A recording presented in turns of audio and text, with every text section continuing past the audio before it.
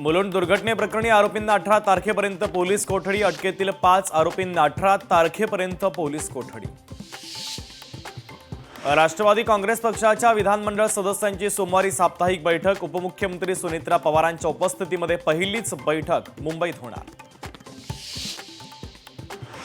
Corridor रद्द करण्याच्या मागणीसाठी पंढरपूरमध्ये निदर्शनं, डॉक्टर सुब्रमण्यम स्वामींचा पंढरपूर कॉरिडॉरला विरोध, सुब्रमण्यम स्वामी यांचं मुख्यमंत्री फडणवीसांना पत्र।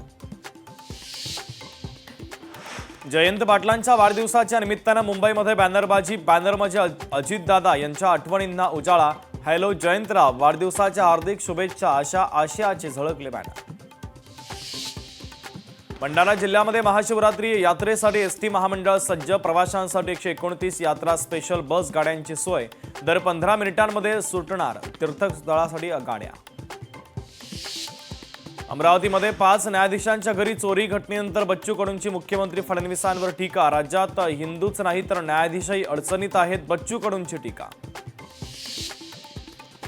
हर्षवर्धन सपकाळांनी शिवाजी महाराज यांच्या बाबतच्या केलेल्या वक्तव्याची यवतमाळमध्ये पडसाद, काँग्रेस आमदारांच्या निवासस्थानी भाजपचा धडक मोर्चा।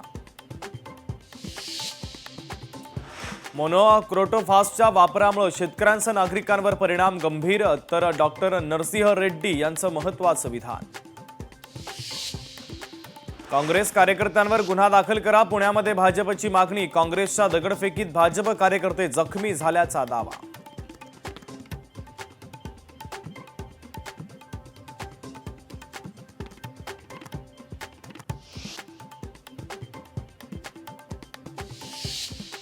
जळगाव शहरातील तरुण कोडापा चौकमध्ये सिलेंडरचा स्फोट, शॉक सर्किटमुळे स्फोट झाल्याची माहिती, तर आगीमध्ये 3 कुटुंबियांचं लाखो रुपयांचं नुकसान।